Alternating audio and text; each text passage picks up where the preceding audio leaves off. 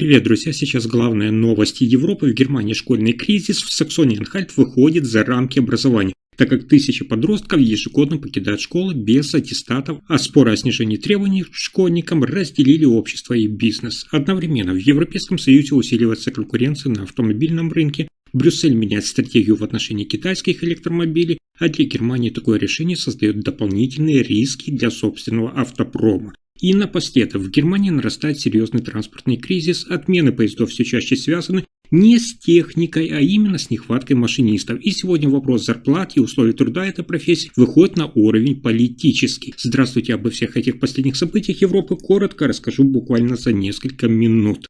Итак, в Германии, в Саксонии-Анхальт школьная проблема уже давно перестала быть вопросом образования. Здесь каждый 10-й ученик уходит из школы без какого-либо аттестата. Это худший показатель в Германии, а среди детей с миграционным прошлым это почти, внимание, 4 из 10. Фактически регион ежегодно выпускает тысячи подростков, не готовых ни к профессии, ни к рынку труда.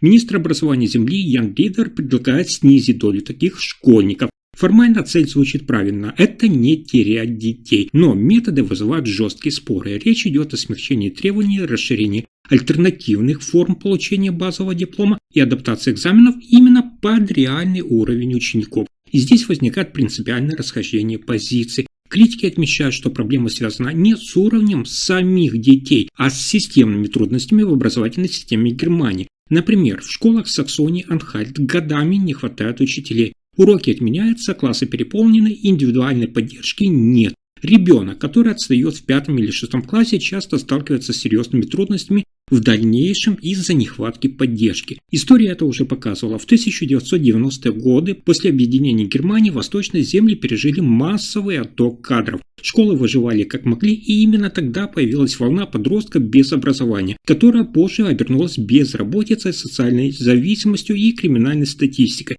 Сейчас ситуация во многом напоминает этот период. Сторонники министра отвечают жестко, что лучше любой диплом, чем никакого. Без аттестата человек почти гарантированно попадает в систему пособий. Работодатели таких не берут даже на обучение. В итоге государство платит десятилетиями уже не за образование, а за последствия. Однако противники понимают важный вопрос. Если понижать планку, что тогда будет стоить этот диплом через 5 лет? Не превратится ли он в бумагу, за которой не стоит ни знаний, ни навыков? Сегодня пример уже есть. Работодатели в ремесленных профессиях жалуются, что выпускники формально имеют школьный документ, но не умеют читать инструкции, считать материалы, писать без ошибок. Предприятия вынуждены либо доучивать за свой счет, либо отказываться от таких кандидатов. Это негативно отражается на экономике региона, где уже ощущается нехватка рабочих кадров.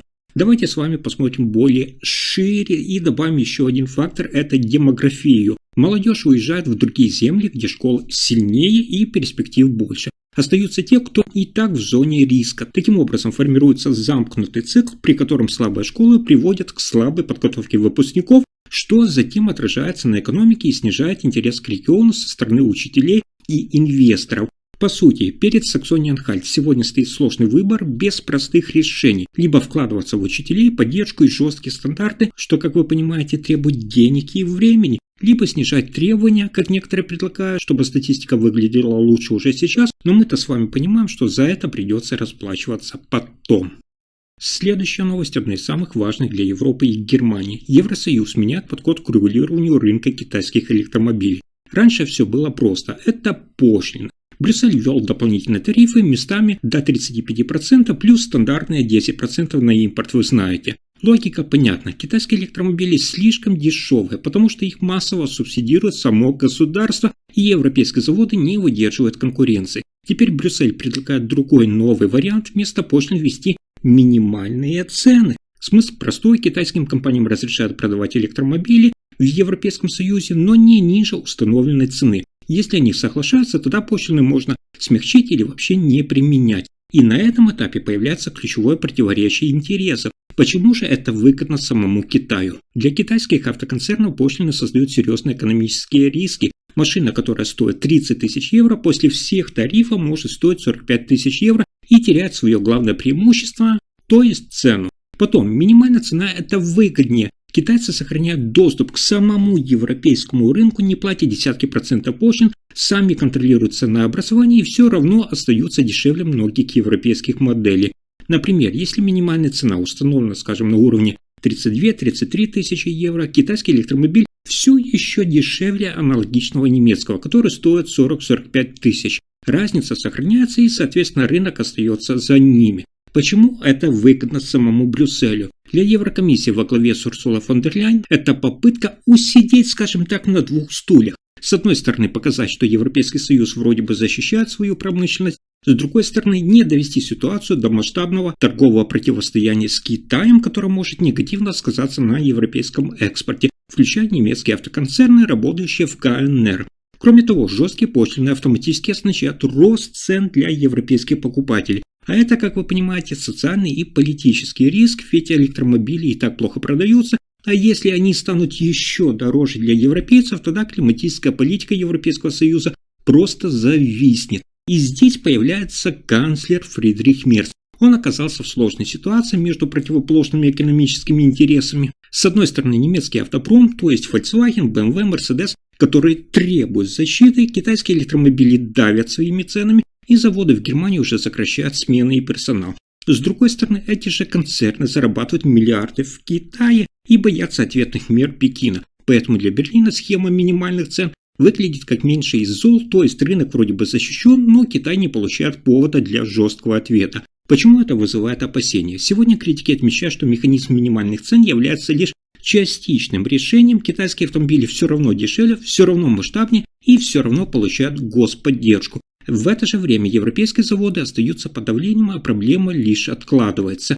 История нам с вами уже знакомая. Помните, еще тогда в 2000-х Европа также пыталась договориться с азиатскими производителями электроники и солнечных панелей. Итог был таков: производство просто-напросто ушли, рынок остался, а зависимость еще больше возросла. Поэтому сегодня суть ситуации формируется достаточно четко. Либо Европа реально защищает собственную промышленность и платит за это более дорогими машинами, либо она соглашается на китайские правила игры и постепенно теряет контроль над своей ключевой отраслью. Сейчас председатель Еврокомиссии Урсула фон дер Ляйен пытается просто-напросто выиграть время. Фридрих Мерц пытается сохранить баланс между заводом, рынком и, не следует нам с вами забывать, избирателями, то есть нас с вами. А Китай на самом деле спокойно принимает абсолютно любой вариант, который оставляет ему доступ к европейскому рынку. Именно поэтому эта история не про тарифы, о которых так много в последнее время говорят, а именно про то, кто будет делать автомобили в Европе через 10 лет. Следующая новость, где я хочу обратить ваше внимание на важную проблему. В Германии снова встал вопрос, который напрямую чувствуют пассажиры. Почему поезда отменяются и кто вообще готов ими управлять? Причина часто одна и та же. Не хватает машинистов. И дело здесь не только в самих кадрах, а в том, сколько за эту работу платят и что за эти деньги приходится им выдерживать. Для справки, сегодня локомотивный машинист в Германии – это человек, который отвечает сразу за все. За безопасность пассажиров, движение тяжелых составов и соблюдение расписания в условиях постоянных сбоев. Ошибка в этой работе может иметь серьезные последствия, выходящие за рамки обычных задержек. При этом часто у них рабочие смены, ночные, ранние, выходные и праздники. График даже может меняться в последний момент. По деньгам картина сегодня выглядит так. Новичок получает примерно 3,5-4 тысячи евро брутто в месяц. Опытный машинист 5 тысяч евро, иногда больше за счет ночных и переработок. Согласитесь, что сумма на бумаге выглядит солидно, но если разделить ее на количество часов, учесть уровень ответственности и нервную нагрузку машиниста, картина уже кажется не такой привлекательной. И здесь возникает разрыв между ожиданиями пассажиров и условиями работы персонала. Пассажиры думают, им же хорошо платят, а вот сами машинисты отвечают им: за эти деньги мы живем по чужому графику и постоянно закрываем дыры. Поэтому многие из них уходят в грузовой транспорт, в частные компании или вообще меняют профессию. И я думаю, сейчас будет интересно сравнить с прошлым. В 1980-1990-х годах машинист считался в Германии почти элитной профессией.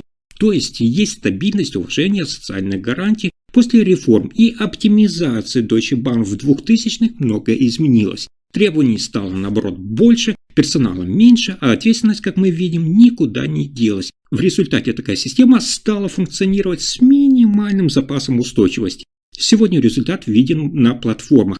Поезда отменяются не потому, что сломался локомотив, а потому что некому выйти на смену. Молодежь не идет в профессию, потому что долгое обучение, жесткая дисциплина, высокая психологическая нагрузка. Многие выбирают работу, где меньше риска и понятный график. Канцлер Фридрих Мерц неоднократно говорил о необходимости модернизации железных дорог и надежной инфраструктуры. Но, как мы видим, такой любой шаг упирается в деньги. Повышение зарплат машинистам означает что?